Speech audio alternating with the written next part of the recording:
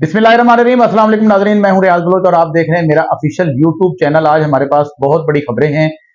बानी चेयरमैन तहरीक इंसाफ इमरान खान साहब के हवाले से हमारे पास खबरें हैं। उन्होंने क्या कहा और हुकूमत कहां तक आखिर तक इनका पीछा जो है वो करती चली आ रही है और बोल्ड स्टेप लेने पे अब आ गई है। क्या क्या खबरें हैं इससे अब इब्तदा करते हैं। पहली खबर हमारे पास पंजाब सूबे की है। वो है मुहर्रम अल हराम के हवाले से कि महकमा दाखिला पंजाब ने सूबे के 21 अजला में मोबाइल फोन सर्विस जो है 9 और 10 मुहर्रम के दरमियान जो है बंद करने के लिए वफाकी सेक्रेटरी दाखिला और जोनल डायरेक्टर पीटीए को अपना खत जो है वो अरसाल कर दिया है। अब किन किन अजला में जो है वो मोबाइल सर्विस जो है कल से बंद रहेगी।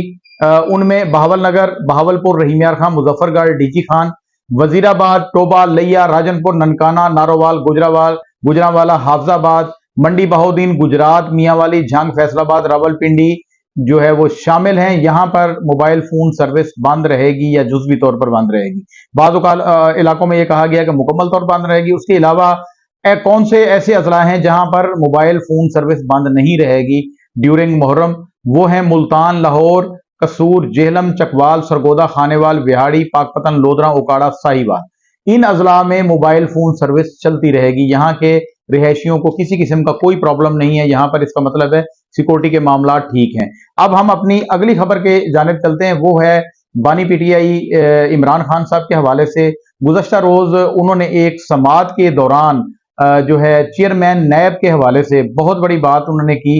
उन्होंने कहा कि चेयरमैन नैब एक बड़ा अजीब सा गंदा सा उन्होंने लफ्ज अजीब सा बोला जो मैं यहाँ बोल नहीं सकता उनके बारे में। उन्होंने कहा कि मेरी बीवी को बादशाह सलामत टारगेट कर रहे हैं। अब बादशाह सलामत उन्होंने शहबाज शरीफ को कहा है या किसी और को कहा है ये मुझे नहीं पता, लेकिन उन्होंने कहा जी वो टारगेट कर रहे हैं। मैं सिर्फ अपनी बीवी की बात करता हूं, इसकी तोशा खाना में गिरफ्तारी गलत है। ये इमरान खान साहब ने कहा है, जज साहब से मुकालमा किया है और रोस्ट्रम पर आकर जज साहब से मुकालमा करते हुए कहा है कि बुशरा बीबी को जो अजियत पहुंचाई जा रही है, उसको जेल में रखा जा रहा है, वो इसलिए पहुंचाई जा रही है कि मुझे अजियत पहुंचे। ये इमरान खान साहब ने कहा है। उन्होंने कहा जी जो बुशरा बीबी को गिरफ्तार किया हुआ है, मुझे अजियत पहुंचाने के लिए गिरफ्तार किया हुआ है, उनका तोशा खाना से किसी किस्म का कोई ताल्लुक नहीं। ये उन्होंने बाकायदा अपना जो है जज साहब से मुकालमा किया है।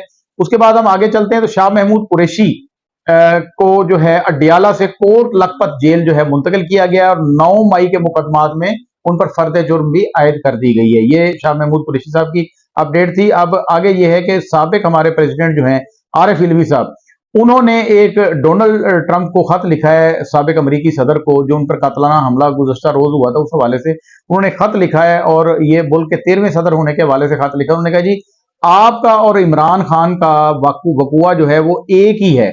इनमें आपस में जो है इत्तफाक है कि उनको भी इंतखाबात के दौरान जो है ड्यूरिंग इंतखाबात अपनी इंतखाबी मुहिम के दौरान उन पर कातलाना हमला हुआ था और डोनाल्ड ट्रंप को उन्होंने कहा है कि आप पर भी कातलाना हमला हुआ, दोनों महफूज रहे। इस दोनों वाकियात को पाकिस्तान और अमेरिका के जो वाकियात हुए हैं इनको आपस में जम कर दिया, उन्होंने मिलाने की कोशिश की। ये बहुत बड़ा खाता है, ये आपको स्क्रीन पे नजर आ रहा होगा, आप देख लें। ये जो प्रेसिडेंट साहब साबिक प्रेसिडेंट ने जो है वो लिखा है। उसके बाद हमारे पास ये एक बहुत बड़ी खबर है कि वफाकी हुकूमत ने पाकिस्तान तहरीक इंसाफ पर पाबंदी लगाने का फैसला कर लिया है। जी बिल्कुल सही सुन रहे हैं आप, पाकिस्तान तहरीक इंसाफ पर पाबंदी लगाने का फैसला किया। और ये किसी और ने नहीं कहा, मैं नहीं कह रहा, या ऐसे कोई तज्जिया नहीं है कि ये करने जा रहे हैं। अता तारड़ साहब की बाकायदा इसमें प्रेस कॉन्फ्रेंस सामने आई है और उसमें अता तारड़ साहब ने क्या कहा है। उन्होंने कहा जी मुल्क को अगर आगे लेकर जाना है तो पीटीआई और पाकिस्तान एक साथ नहीं चल सकते, ये उन्होंने कहा है। और उन्होंने कहा कि पीटीआई पर पाबंदी लगाने के लिए हमारे पास काफी सबूत हैं। उन्होंने सैफर का हवाला दिया, उन्होंने इस तरह की और काफी सारी जो है बातें की, वो हर जगह पे आपने देख ली होंगी, मौजूद हैं। और उन्होंने कहा कि हम ये पीटीआई पर पाबंदी लगाने के लिए सुप्रीम कोर्ट से रजू कर रहे हैं।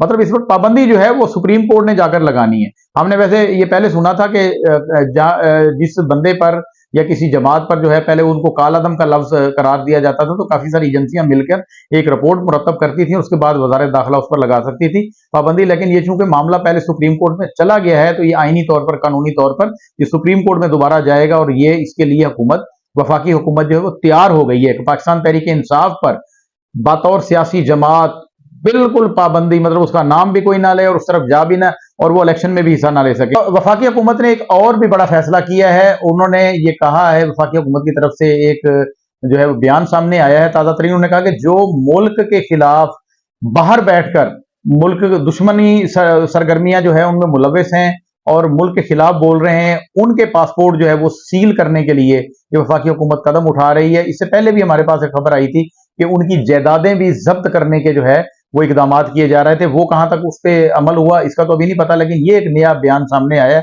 उसके बाद ये भी है कि वफाकी हुकूमत ने बड़े बड़े फैसले, वफाकी हुकूमत ने 24 घंटे के दौरान, जब से ये सुप्रीम कोर्ट का और इद्दत केस का ये फैसला है, उसके बाद ऐसे लगता है जैसे एक तूफान सा बर्पा हो गया हो और बड़े बड़े फैसले जो है सामने आ रहे हैं। ये भी वफाकी हुकूमत का जो है वो एक फैसला है और बहुत बड़ा। ये उन दोनों जो पिछली आपको खबरें सुनाई हैं उससे भी बड़ी खबर है, ये सुन लें।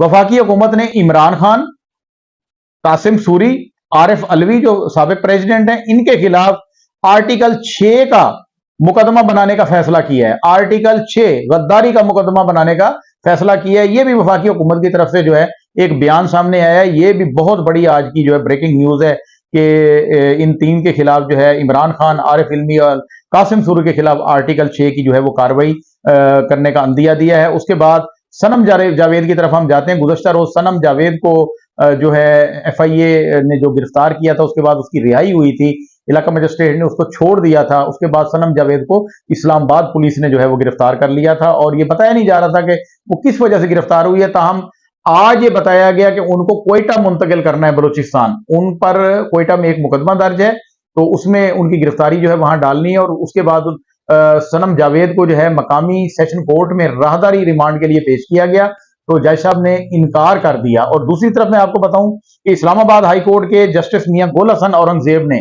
जो है IG इस्लामाबाद और DG FIA को तलब कर लिया है। उन्होंने कहा है कि फौरी तौर पर यहां आए और सनम जावेद के बारे में जवाब दें, और उन्होंने पाबंदी आयद कर दी है कि सनम जावेद को इस्लामाबाद से कहीं भी मुंतकिल नहीं किया जाएगा। तो ये इसका आज फैसला हो जाएगा कि आगे क्या होता है। ये गवर्नमेंट जो है वो कामयाब होती है या अदालतों की तरफ से, ये आपस में इनकी धींगा मुश्ती वाली बात तो नहीं है, लेकिन जाहिर बात है अदालती हुक्म भी एक बड़ा माने रखता है और असर रखता है।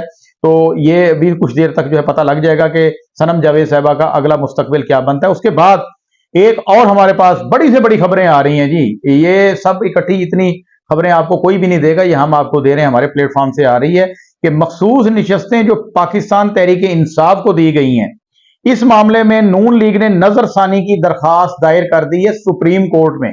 सुप्रीम कोर्ट ने, आपको पता है कि 8-5 के जो फासले से एक फैसला आया था कि पाकिस्तान तहरीक इंसाफ को मखसूस नशस्तें दी जाएं और वो 15 दिन के अंदर अंदर जो है जाके राब्ता करें इलेक्शन कमीशन से और अपनी सीटें लें। उस हवाले से नून लीग ने आज, पहले ये कहा जा रहा था कि नून लीग जो है नजरसानी के लिए गौर कर रही है, तो उससे मौलाना फजलुर रहमान साहब का पहले बयान आ गया था कि हमारा इससे कोई वास्ता नहीं, हम इसको चैलेंज नहीं करेंगे, हम सुप्रीम कोर्ट का फैसले को मानते हैं और खुश दिली से उसको तस्लीम करते हैं। लेकिन नून लीग ने आज बाकायदा नजरसानी की दरखास्त दायर कर दी है और उसमें कहा गया है कि PTI का केस में, PTI तो फरीक ही नहीं थी, ये केस जो है ये नून लीग का मौकफ है। उन्होंने कहा ये केस तो मखसूस नशिस्तों के हवाले से दायर किया था सुन्नी इत्तेहाद कौंसिल ने, और सुन्नी इत्तेहाद कौंसिल को परे कर दिया गया और PTI को जो है वह मखसूस नशस्तें देने के लिए क्या कर दिया। उन्होंने कहा कि 12 जुलाई के हुक्म को काल अदम करार दिया जाए। ये इस्तदा की गई है, जो अभी नजरसानी की अपील की गई है, इसमें ये इस्तदा की गई है कि 12 जुलाई का जो हुक्मनामा था 8/5 का सुप्रीम कोर्ट का, उसको काल अदम करार दिया जाए।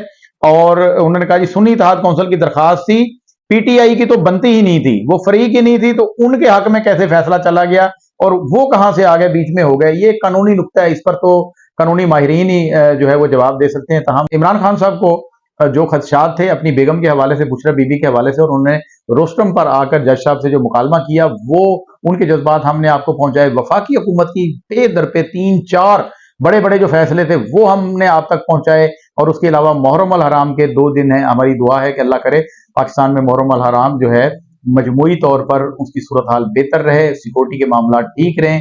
वैसे माशाल्लाह अब तक जो है वो मामला ठीक हैं। अब तक के लिए इतना ही, अगले व्लॉग में नई खबरों के साथ हाजिर होंगे, तब तक हमारे साथ रहिएगा। अल्लाह।